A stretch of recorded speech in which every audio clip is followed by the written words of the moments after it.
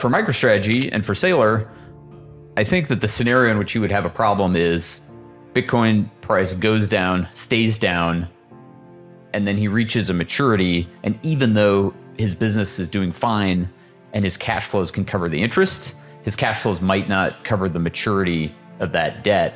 And he may have to issue new equity and dilute the existing shareholder base or, take other action. In the realm of investment, decisions often revolve around the perceived identity of a company. Take MicroStrategy, for example. Once synonymous with business intelligence software, it found itself transformed into an unexpected player in the realm of Bitcoin. Andy Edstrom sheds light on this intriguing shift, where shareholders found themselves grappling with a new reality.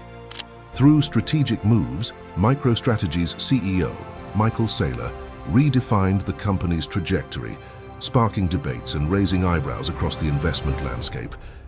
Before we get on with the video, we'd like to introduce our sponsor, Stampseed. Don't forget to follow the link in our description below for 15% off your stamping kit. 77% of our viewers on this channel are not yet subscribed. If you are enjoying our content and want to support our efforts, please hit that subscribe button and help our videos find more people. Without further ado, here is Andy Edstrom on the What Bitcoin Did podcast. If you were an investor in MicroStrategy, you were owning a business intelligence software stock. You didn't think you were owning a Bitcoin stock, so he did a tender offer, to at a nice premium to take out the existing shareholders while he was, advancing that thing.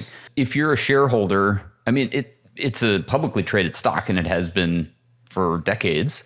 So yes, you can always trade in and out technically.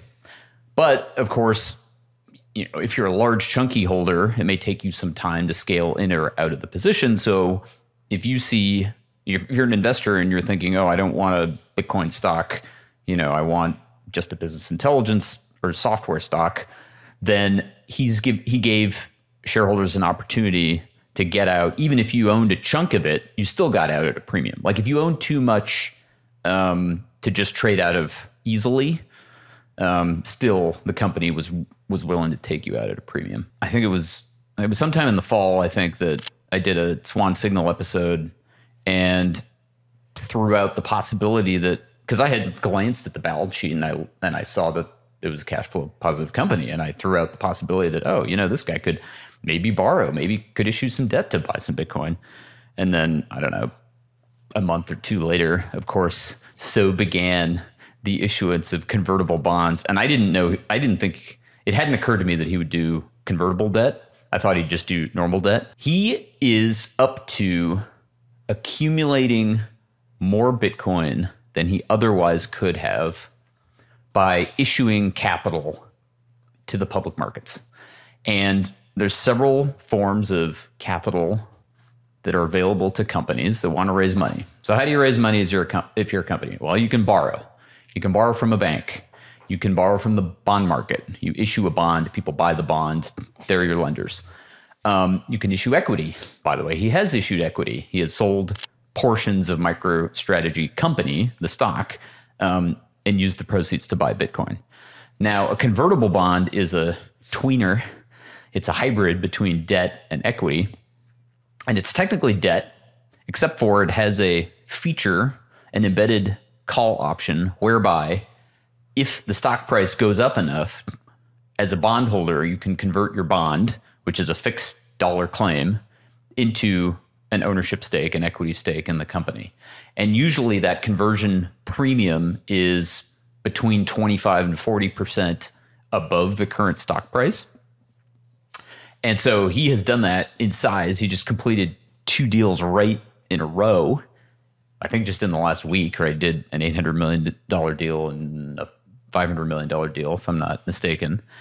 And so, so anyone who's investing in that is saying, well, I like having a debt claim against the company, because if either he's wrong about the price of Bitcoin or it takes longer to play out, like let's say, I don't know, it just takes longer for Bitcoin to continue advancing. Maybe it takes more than a 4-year cycle this time, for whatever reason. I have a debt claim against the company and I have a maturity. So like if it really goes off the rails, if it's a 5-year maturity, I come to the table and basically I can demand my money back. So I have downside protection. If all goes well, as it has done, and we have 4-year cycles, let's say cycles that are net upward and not much longer than 4 years, then issuing 5-year maturities is smart because he's bought himself a whole cycle and a little bit. But, you know, if Bitcoin goes down and stays down for a long time, number one, and number two, if he can't bear the interest, cover the interest from the cash flows of the company, then he's got an issue. Now, the coupons on these things are tiny, right? They're less than 1%. So the interest burden is quite small, but it's harder to negotiate with a maturity. So this gets to, you know, good kinds of leverage, bad kinds of leverage. The longer your maturity, the better. That's what a mortgage is, right? As long as you can make that interest payment, you got 30 years before you have to worry about a maturity, at least in the US, not so in the UK. That's a different thing. But for MicroStrategy and for Saylor, I think that the scenario in which you would have a problem is Bitcoin price goes down, stays down, and then he reaches a maturity. And even though his business is doing fine and his cash flows can cover the interest, his cash flows might not cover the maturity of that debt. And he may have to issue new equity and dilute the existing shareholder base or, you know, take other action. Today's video is sponsored by Stampseed. Don't store your Bitcoin in cold storage without stamping your seed phrase on an indestructible titanium plate. Stampseed is fireproof, rust-proof, impact-proof, and easy to hide. It has no loose parts and will give you ultimate peace of mind that your Bitcoin is safe and sound for the long term. Click the link in the description below for 15% off your stamping kit. Welcome to Bit Intelligence. We are committed to bringing you top-notch Bitcoin-only content, twice weekly. Doing this is quite a lot of work. If you are enjoying it and you'd like to support us in making more of these videos, subscribe to our channel and hit that bell icon. If you are willing to go a step further, consider contributing to our Lightning wallet on Geyser to help us get the funding we need to keep bringing you these videos. You can also join our channel here on YouTube for as low as $2.99 per month.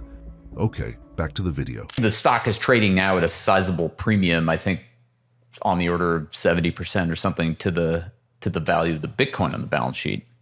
And so, by the way, you know, people are looking at it as an investment. First of all, if you've been invested, hat tip, you've made a ton of money.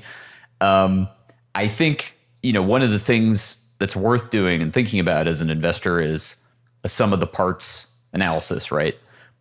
You know, basically Wall Street 101. If you can split this business into the balance sheet Bitcoin plus the cash flowing business intelligence software business, which has a value, which is some multiple of cash flows. And then there's some additional premium right now. And that premium exists partly because we're in a bull market, partly because he now has a demonstrated track record of raising capital efficiently and effectively such that the number of coins, right, per share is going up and the price is going up. So he's doing right by his investors. And so now he has credibility having done this through a cycle. I think that's one of the main reasons why there's a significant premium now in the stock is he has proven an adept capital allocator, right? It's the same reason, arguably, that Berkshire Hathaway trades at a big premium to its book value or its net asset value, is people look at the guy at the helm and they say, oh, this guy's pretty good at allocating capital. And maybe if I'm a shareholder, he'll do it cleverly and it'll be accretive to my investment in the long run. He developed the playbook, he executed it, he delivered it, right, to CEOs. He held conferences. He said, send your CFOs to the conference. We'll tell you how it's done. And then I think the bear market came, and I'm sure those conversations were happening in boardrooms. And then with the downturn, it was like, okay, start over, reset the clock. And my guess is now those conversations are happening again, and CFOs and or CEOs, C-suite guys are going to their boards and saying, hey, look, it worked.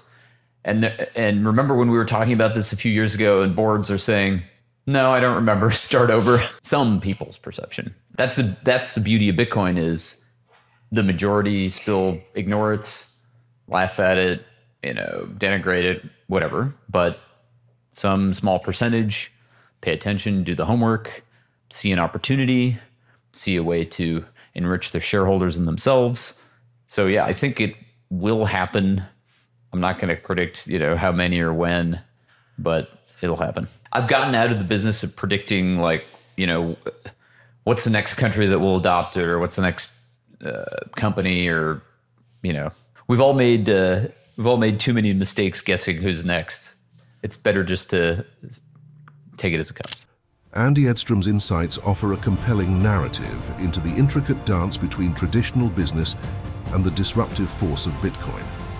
MicroStrategy's journey under the stewardship of Saylor stands as a testament to the evolving nature of markets and the willingness of visionary leaders to embrace change. As the investment landscape continues to evolve, one thing remains certain: the intersection of innovation and traditional finance will continue to shape the future of investment strategies, with lessons from MicroStrategy serving as both a guidepost and a cautionary tale. Stay tuned for more enlightening discussions, and remember to subscribe for the latest recaps and insights about all things Bitcoin. If you want to watch another one of our podcast recaps, try this one here. We'll see you next time.